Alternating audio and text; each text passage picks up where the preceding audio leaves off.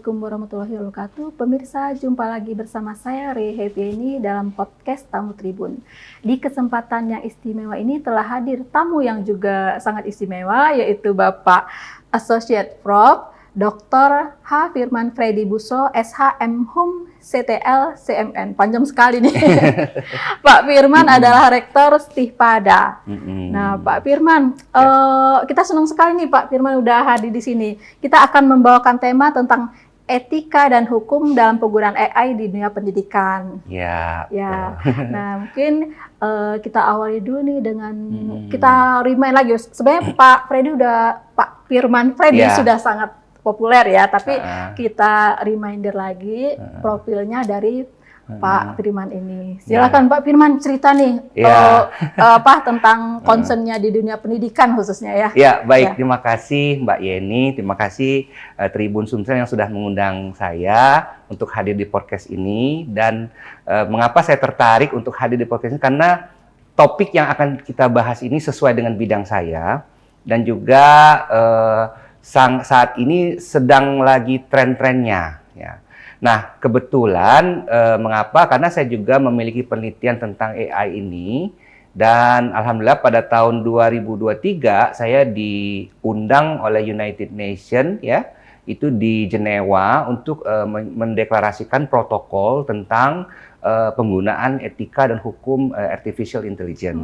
Bahkan saya sudah 4 kali ya menjadi pembicara tentang topik tentang penggunaan artificial intelligence itu di United Nations. Pertama itu tahun 2023 di Jenewa, kemudian 2024 kemarin di Vienna, kemudian lagi 2024 itu di Bangkok, Thailand.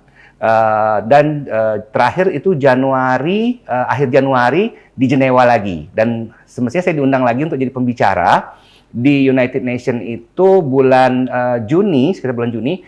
Tapi pada waktu itu karena sedang hangat-hangatnya serangan Middle East lagi rame, jadi saya tunda dulu karena tidak takut terjadi insiden. Dan memang seminggu sebelum itu sudah ada terjadi serangan ke Qatar waktu itu. Akhirnya saya menyampaikan kepada panitia bahwa saya tidak bisa hadir gitu. Nah, jadi mengenai AI ini memang saat ini sangat marak ya penggunaannya ya, bahkan di dunia pendidikan, di dunia penegakan hukum itu saat ini sudah banyak menggunakan artificial intelligence.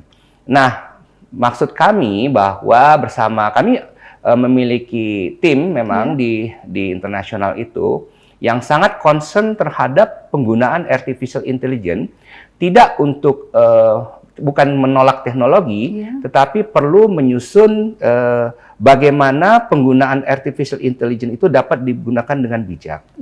Karena kalau misalnya salah di dalam menggunakan artificial intelligence ini, maka bisa menyebabkan terjadi disinformasi, hoax ya, kemudian juga bias algoritma, dan juga banyak sekali hal-hal yang nanti berujung kepada misalnya pencemaran nama baik dan lain-lain.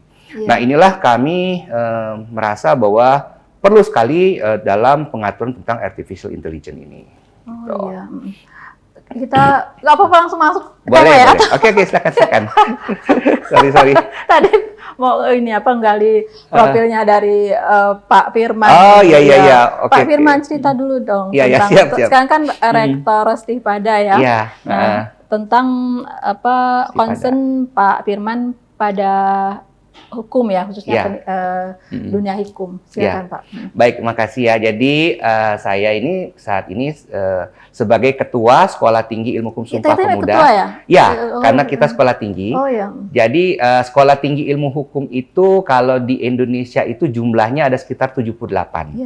Nah, yang satu-satunya saat ini terakreditasi unggul dari Badan Akreditasi Nasional Perguruan Tinggi adalah Stihpada. Nah, jadi kita satu-satunya sudah terakreditasi unggul. Nah, dan juga Stihpada ini memiliki 2 prodi, S1 dengan S2. Untuk S1-nya itu sudah terakreditasi unggul, dan juga S2-nya itu kita predikatnya baik sekali. Nah, Stihpada ini juga saat ini sudah menerapkan kebijakan baru. Jadi kita sudah menggunakan pendidikan metode hybrid learning ya, blended learning. Jadi nanti kita sudah menggunakan satu sistem, yaitu Learning Management System yang kita kembangkan sendiri, sehingga nanti mahasiswa itu 50% tatap muka dan 50% daring. Nah, daring ini kami tidak hanya menggunakan Zoom, tetapi menggunakan aplikasi khusus yang memang kita kembangkan, sehingga nanti di dalam aplikasi Learning Management System yang dikembangkan Stipada ini, tidak hanya Zoom, tetapi juga bisa dengan forum diskusi, ya, dan juga misalnya nanti upload video, materi, dan lain-lain, itu sangat dimudahkan. Dan juga dengan menggunakan aplikasi digital. Nah, kalau masalah pendidikan saya, jadi saya ini S1-nya dari Unsri, S2-nya dari Unsri, dan S3-nya dari Universitas Borobudur, Jakarta. Nah, kalau CTL tadi, itu Certified Tax Lawyer, saya pernah mendapat pendidikan tentang pengacara pajak di Perjakin. Kemudian juga kalau yang CNN, itu Certified Mediator and Negotiator, itu saya dapatnya dari Victory University, dari Perth, yaitu Resolution Institute, gitu. Pendidikannya di Perth, gitu. Dan memang saya seringkali diundang sebagai narasumber di beberapa negara. Saya pernah diundang ke Stanford, saya pernah juga diundang ke Berkeley, dan kebetulan memang karena tulisan saya itu, banyak penelitian saya boleh dicek di Google Scholar dan juga di Sinta. Itu banyak terkait dengan teknologi, sistem informasi, dan juga artificial intelligence. Itulah mengapa saya beberapa kali itu hadir sebagai narasumber, dan juga diundang sudah 4 kali ke United Nations menjadi narasumber. Mungkin itu dulu ya kali ya, sampai berkembang. Ya. Pengalamannya udah internasional ini. Nah, pastinya itu sangat imbas ke Stipada yang dipimpin oleh Pak Firman, mudah-mudahan ya Pak ya. Amin. Jadi informasi di balik layar, beberapa mahasiswa udah dikirim tuh ke beberapa negara ya, untuk dalam tugas akademis ya. Betul. Iya, alhamdulillah, mudah-mudahan ini juga bisa didengar nih buat pemirsa. Iya. Kalau mau cari tempat pendidikan yang cukup mumpuni ya. Ya, jadi untuk kami juga punya kerjasama dengan Utrecht dan juga Leiden University. Saya juga berapa kali diundang, bahkan saya 2023 itu menjadi juri di Leiden University dalam International Moot Court Competition. Ya, saya satu-satunya juri dari Indonesia yang menilai. Kebetulan waktu itu tim Indonesia ada yang ikut dari UGM, sama UI, sama Erlangga. Mereka kaget ketemu saya gitu. Loh, kok ini kan? Terus saya kenalkan, ya saya jadi juri di sini gitu. Tapi nggak bisa KKN gitu. Jadi memang pure. Nah, mengenai Stipada sendiri, kita memiliki banyak kerjasama internasional. Bahkan kita punya kerjasama seperti paling dekat itu dengan Malaysia. Itu kita punya 2 universitas, UKM, ya, Universitas Kebangsaan Malaysia, dan International Islamic University of Malaysia. Kita mengirimkan mahasiswa untuk belajar short course di sana, dan itu mahasiswa tidak membayar sama sekali. Tidak ada biaya, cuman hanya menyiapkan paspor, itu saja. Jadi yang lain-lain, biaya pesawat, saku, dan lain-lain itu sudah ditanggung dari kerjasama ini.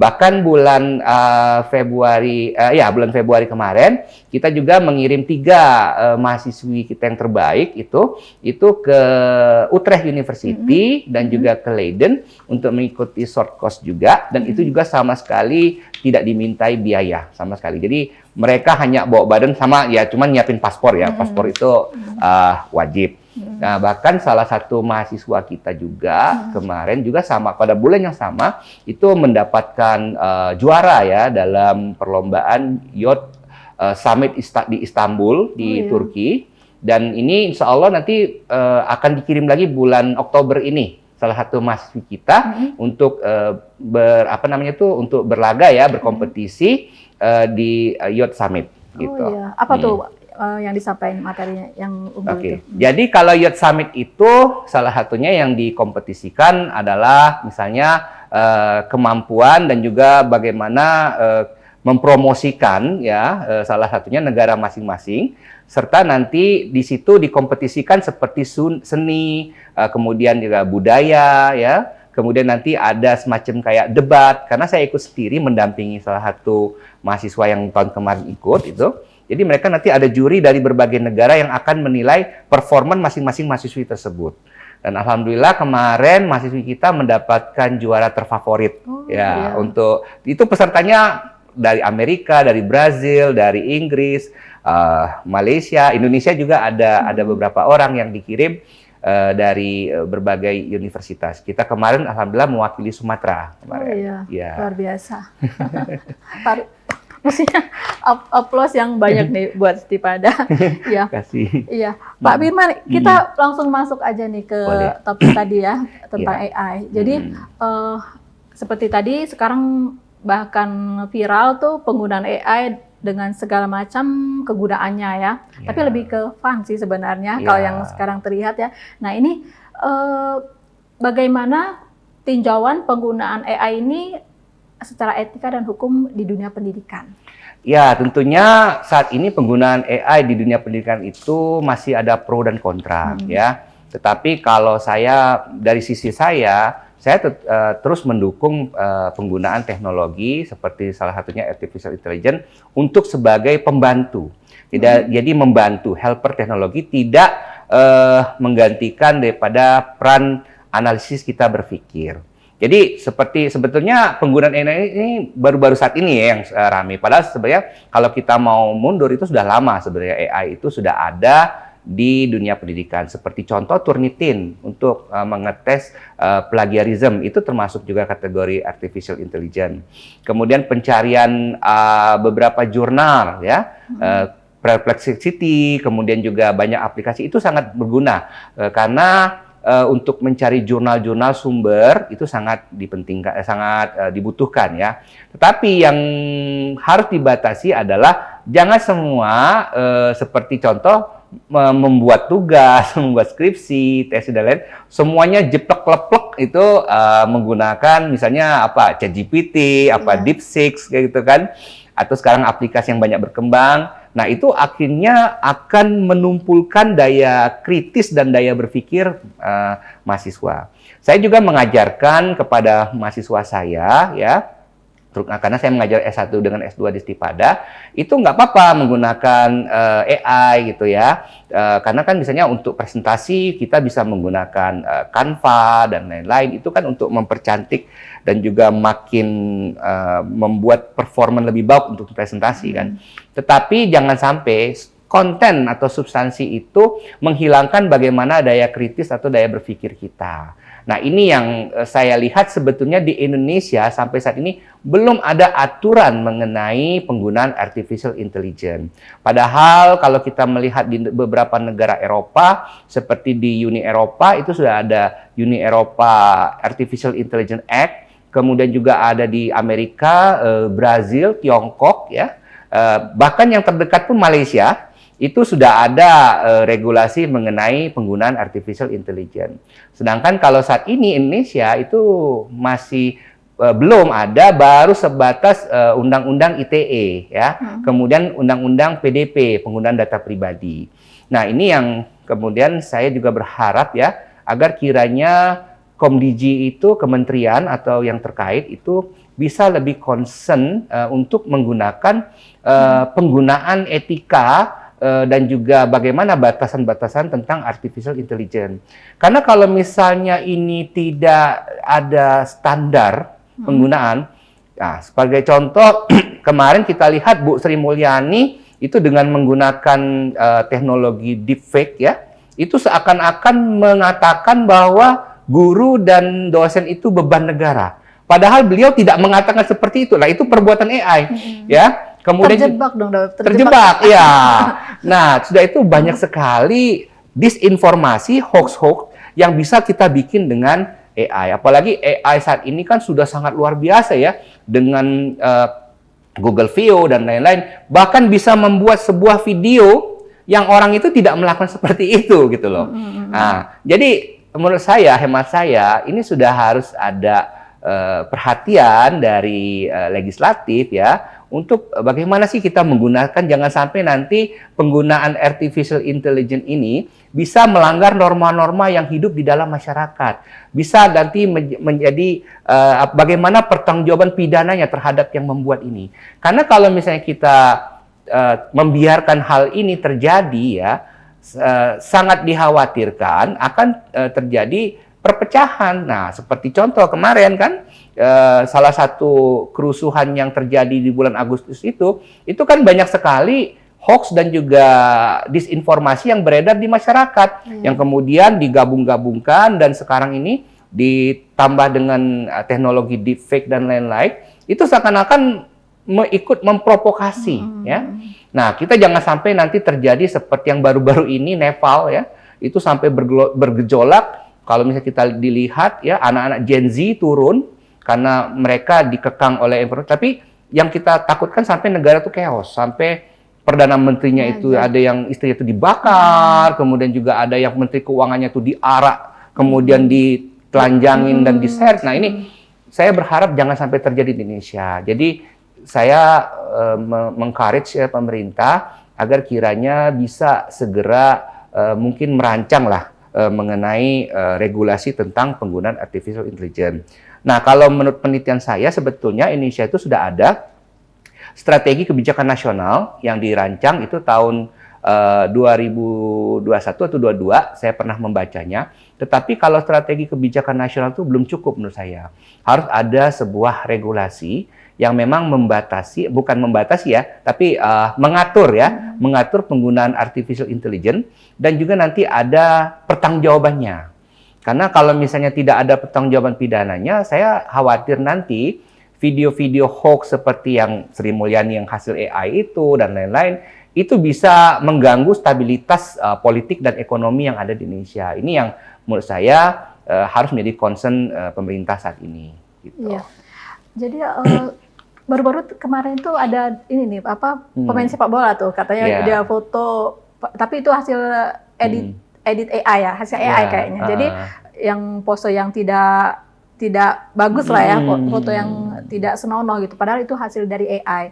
Nah, mungkin kalau orang yang mungkin berpikir panjang bisa itu menebak AI, tapi karena beredar ke seluruh pelosok juga yang untuk mengkonfirmasi mungkin mereka kadang tidak sampai terpikir. Nah, jadi itu kan bisa mempengaruhi juga nama baik dari orang yang menjadi objek di dalam AI itu mungkin ya Pak ya. Betul. Nah, dan itu terjadi tidak ada respon dari Kominfo gitu. Nah, jadi wacana untuk mengatur ini secara hukum, regulasi.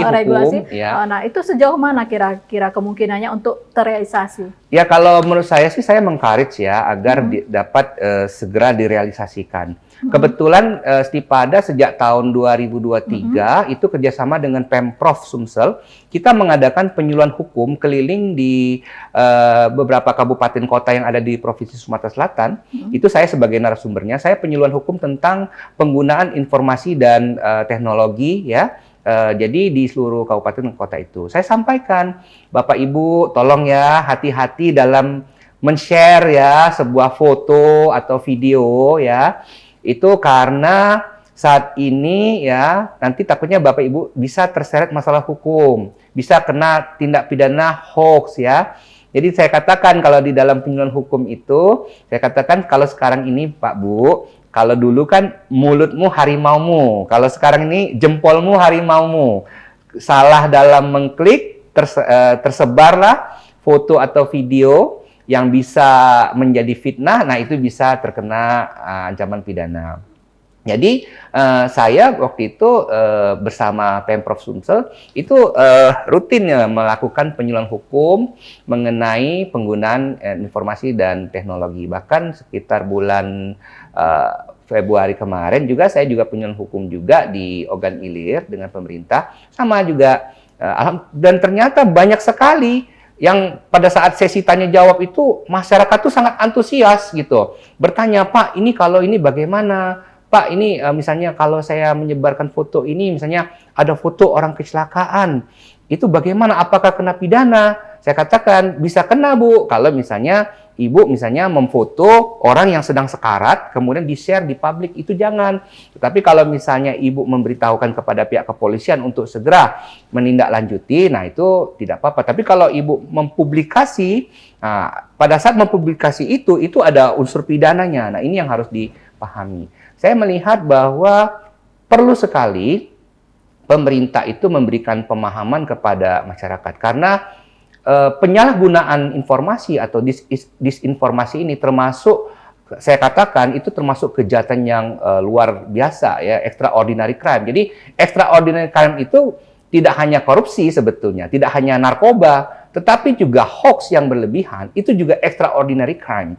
Mengapa? Karena itu bisa memecah belah persatuan, bisa mengadu domba. Nah, jadi kalau misalnya tidak diatur sebuah regulasi, ini yang saya khawatirkan.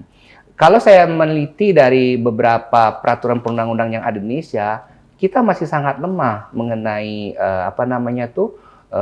tanggung jawab pidana terhadap bagaimana pelaku hoax ini. Nah, kemarin kan sudah ditangkap tuh pelakunya, yang salah satu direktur Lokatara kalau nggak salah tuh, yang juga diduga itu menyebarkan informasi mengenai yang akhirnya memicu kerusuhan Agustus. Nah, ini yang kalau menurut saya bahwa sudah regulasi untuk membatasi atau mengatur tentang penggunaan artificial sudah sangat darurat ya. Karena seperti saya mengutip kata Ferry Irwandi, itu salah satu yang kemarin juga di talk show di nasional itu juga, dia juga mengatakan bahwa sebetulnya untuk mengusut dalang kerusuhan itu sangat mudah. Dengan membuat atau melihat hashtag ataupun juga algoritma, nanti ketahuan ke situ. Nah, ini yang saya khawatirkan sebetulnya pada saat saya menyaksikan itu, bahwa betapa mudahnya bangsa kita untuk diadu domba. Ya. Terprovokasi. Terprovokasi. Nah, ini yang menurut saya akan memecahkan bangsa kita. Apalagi dengan teknologi deepfake dan lain-lain, ini sudah sangat meresahkan. Jadi menurut saya mengenai penyebaran disinformasi ini sudah suatu hal yang sangat darurat, dan juga pemerintah harus segera ini, misalnya tidak hanya undang-undang perampasan aset ya, saya juga mengencourage agar kira-kira penggunaan misalnya penggunaan batasan tanggung jawab itu, penggunaan artificial itu juga harus diatur. Karena kalau misalnya tidak diatur dalam sebuah regulasi yang jelas dan tegas, saya khawatir nanti banyak sekali pelaku-pelaku yang bermain. Tidak hanya pelaku dalam negeri, bahkan pelaku juga luar negeri. Ini yang kita khawatirkan. Karena internet ini sangat bebas ya, dimanapun bisa beredar. Kita bisa mengakses semua kalau selagi ada kuota. Jadi dimanapun bisa. Nah, mungkin ada, sebenarnya masih banyak banget tadi informasi yang bisa kita gali ya, tapi karena kita dibatasi waktu, kita mau ke poinnya nih. Kiat-kiat yang bijak supaya kita bisa memanfaatkan AI, kan itu tersedia tuh ya, sangat membantu. Nah, apa saja mungkin tips atau saran dari Pak Firman? Ya, jadi tentunya semua teknologi itu seperti pisau bermata dua. Jadi bisa digunakan untuk kebaikan dan bisa digunakan untuk kejahatan. Tinggal bagaimana manusianya yang menggunakan teknologi tersebut. Nah, tentunya semua teknologi artificial intelligence itu ada sebuah alat bantu. Jangan menjadi sebuah decision maker. Jangan menjadi sebuah tools yang kita sangat tergantung ya. Jadi tetap kita harus menggunakan daya kritis, daya analisis kita sebagai pemikir dan juga sebagai manusia. Karena kalau kita sampai tidak menggunakan daya kritis, daya analisis kita, maka kita yang akan tertipu dengan berbagai aplikasi. Dan juga tips dari saya ya, bahwa misalnya ada sebuah informasi yang misalnya masuk kepada handphone dan juga kepada misalnya media sosial, itu jangan ditelan bulat-bulat, tapi harus melakukan check and recheck, cross check dulu. Dan kemudian yang paling penting, kalau kita menerima sebuah negative information, itu jangan langsung di-reshare, jangan langsung di-share entah itu ke grup keluarga, grup lain, tetapi itu kalau bisa tetap jangan, bila perlu dihapus saja, karena kalau kita melakukan share lagi, maka itu juga ada akibat akibat hukumnya, bahwa kita kalau di dalam hukum itu turut serta ya menjadi medepleger atau menjadi witlocher ya, medeplektehid kalau bahasa hukum pidananya. Jadi turut serta bisa dikenakan pidana. Nah, tentunya saya menyarankan kepada para pemirsa di sini agar kira-kira betul-betul berhati-hati dalam menerima informasi dan menyebarkan informasi, dan kita harus melawan hoax dan disinformasi ini secara bersama. Tidak bisa pemerintah sendirian, tetapi masyarakat bahu-membahu untuk sama-sama memberantas tindak pidana hoax ini. Ya. Gitu. Nah, balik lagi nih ke Stipada. Kalau di Stipada sendiri ada nggak dicek misalnya apa, kan nggak boleh tuh mahasiswa pakai AI ya, yeah, apalagi skripsi. Yeah. Nah, dicek gitu ya? Iya, ada. Jadi kita ngeceknya kan kita ada tools ya, kita berlangganan juga tools seperti Turnitin, terus juga ada Grammarly, dan juga ada saat ini kan sudah banyak tools, ada juga Artificial Intelligence Checker ya. Kita menggunakan. Jadi kalau di Stipada itu saya sudah membentuk tim ya, tim khusus yang setiap tulisan untuk jurnal, kita punya 4 OJS di sini, online journal system, dan juga skripsi tesis itu masuk dulu ke tim itu. Tim itu nanti yang kemudian mengecek semua tulisan apakah sudah bisa lolos atau belum. Kalau memang misalnya nanti hasil pengecekan itu ternyata ditemukan ada plagiat, kemudian ada juga penggunaan kata-kata yang diduga itu menggunakan kata artifisial, itu biasanya kita kembalikan kepada mahasiswa untuk diperbaiki gitu. Jadi kita punya tim khusus kita. Nggak ada excuse gitu. Kalau tegas nggak boleh pakai AI atau gimana? Iya, kalau kami menggunakan AI dibolehkan, misalnya untuk mencari jurnal, ya. Kemudian Turnitin itu kan bagian daripada AI juga ya, mencari misalnya untuk mengecek apakah plagiat dan lain-lain ya. Kemudian misalnya untuk mempercantik presentasi. Karena kan misalnya kan kalau presentasi mahasiswa itu kan kadang-kadang kalau misalnya pakai PowerPoint kan sudah nggak ini lagi ya, sudah nggak keren lagi. Jadi boleh. Tetapi kalau untuk konten, kalau untuk substantif itu yang kita larang ya. Jadi mahasiswa jangan jiplek itu langsung misalnya pakai ChatGPT atau pakai DeepSeek itu langsung membuat satu skripsi itu dengan menggunakannya. Itu yang kita tolak ya, kita tidak. Makanya kita juga menggunakan ada satu tools Artificial Intelligence Checker, itu nanti dari bahasanya ketahuan apakah itu bahasa manusia atau bahasa artificial intelligence. Dan itu nanti biasanya kita sampaikan kepada mahasiswa, tolong ini nanti direvisi atau diperbaiki atau diparaphrase kalau istilahnya itu diganti dengan kalimat yang betul-betul sesuai dengan konteks. Jadi kalau untuk penggunaan artificial intelligence di Stipada masih diizinkan sepanjang itu tidak menyalahi atau substansi atau konten gitu isinya. Iya. Kita nambah dikit nih ya. Ya. Kan AI itu akan mengganti tugas manusia. Nah itu artinya kan itu di masa depan mau tak mau AI itu pasti terus akan digunakan. Nah, gimana nih komentar Jadi, Pak Fedi? Kalau saya ingat waktu pas kami meeting di Jenewa 2023, kami sepakat bahwa AI tidak boleh menggantikan manusia. Kami sangat tegas, kami deklarasikan dalam protokolnya itu, AI, Artificial Intelligence, hanya sebagai helper teknologi, sebagai alat bantu. Jadi, kita juga mendorong kepada pelaku usaha juga untuk tidak menggantikan peran manusia, ya, menggantikan peran manusia untuk misalnya dengan menggunakan artificial intelligence. Harus ada, karena begini, teknologi pun ada celah, ada loophole juga yang misalnya bisa memicu sebuah permasalahan. Pernah terjadi di San Francisco, kalau misalnya ke San Francisco itu ada taksi, ya, yang tidak ada sopirnya, ya, dan jadi taksi itu jalan sendiri. Nah, kemudian taksi tersebut, ya, itu kan AI ya, menabrak, menyerempet seorang nenek-nenek. Nah, ini kan jadi persoalan hukum nih. Iya. Siapa yang mau disalahkan? Karena sopirnya nggak ada, sedangkan penumpang hanya duduk di belakang. Jadi kalau di San Francisco itu kan ada taksi yang tidak ada drivernya gitu. Saya sudah 2003 saya sudah nyoba itu, naik taksi itu. Ngeri-ngeri juga kan gitu kan. Nah, jadi itulah dalam protokol yang kami susun pada waktu di Jenewa itu, kami membatasi penggunaan artificial intelligence tidak boleh menggantikan peran manusia. terutama dalam pengambilan keputusan atau decision maker, itu tetap harus kepada manusia. Jadi jangan sampai nanti semuanya diserahkan dengan AI. Jangan. Peran manusia lah yang mengontrol penggunaan AI. Bukan AI yang kemudian jadi kita tergantung kepada penggunaan artificial intelligence. Gitu.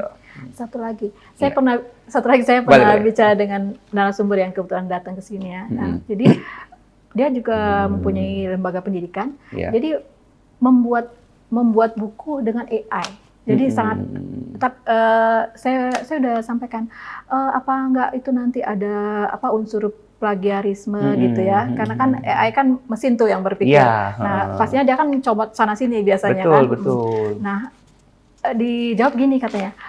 Kita membuat AI itu sesuai dengan key yang kita masukkan. Jadi clue-clue yang kita masukkan, yang kita inginkan, kita sampaikan ke AI dan hasilnya jadi gitu ya. Nah, ada bicara seperti itu. Jadi di sini untuk sekelas seorang yang memiliki lembaga pendidikan dan itu digunakan. Jadi saya pernah, jadi saya ingat pertanyaan Mbak ini waktu kami diskusi di Berkeley. Jadi waktu itu, jadi saya memaparkan ya bahwa kita jangan 100% percaya dengan hasil artificial intelligence ya. Jadi prompt ataupun key yang tadi dimasukkan itu belum tentu benar. Saya pernah mengecek ya. Saya iseng-iseng, saya coba, saya eksperimen gitu. Udah lama saya sebenarnya pengamat artificial intelligence udah lama. Saya coba membuat analisis kasus dengan menggunakan ChatGPT. Ternyata pasal-pasal yang digunakan itu tidak sesuai dengan isi yang sesungguhnya. Iya. Gitu. Nah, itu yang saya sampaikan di Berkeley pada saat itu. Dan kita ngetes waktu itu. Jadi waktu itu ada 10, kita pakai HP, 10 kawan dalam satu meja. Kita masukkan same topik yang sama. Ternyata hasilnya semuanya berbeda semua. Nah, artinya nggak bisa dipakai sebagai acuan artificial intelligence ini, gitu loh. Sebagai contoh, saya pernah iseng-iseng nih, coba buat analisis kasus disertai dengan pasal-pasalnya. Ternyata pasal-pasal yang diuraikan dalam ChatGPT itu isinya ngawur semua. Saya buka dengan yang aslinya, wah kok jauh ini. Artinya, please, jangan percaya 100% dengan artificial intelligence. Tetap kita harus kritis, tetap kita harus cek, ya. Karena hasil ChatGPT itu nggak bisa dipegang 100%. Nggak bisa, yakinlah sama saya. Jadi kalau kita mau buat buku dengan ChatGPT, tolong, please, dibaca lagi, ya. Jangan-jangan isinya ngawur ngidul. Karena saya sudah mengujinya beberapa kali. Makanya saya tahu kalau misalnya mahasiswa saya menggunakan skripsi pakai AI, itu saya tanya, isi pasalnya seperti apa. Nah, terus saya buka dengan yang bunyi pasalnya sebenarnya jauh, Mbak, jauh sekali gitu. Nah, makanya kita jangan percaya begitu kita buat kan sekarang kan ada suatu tools aplikasi yang kita bisa membuat buku itu satu hanya hitungan 10 menit jadi bukunya.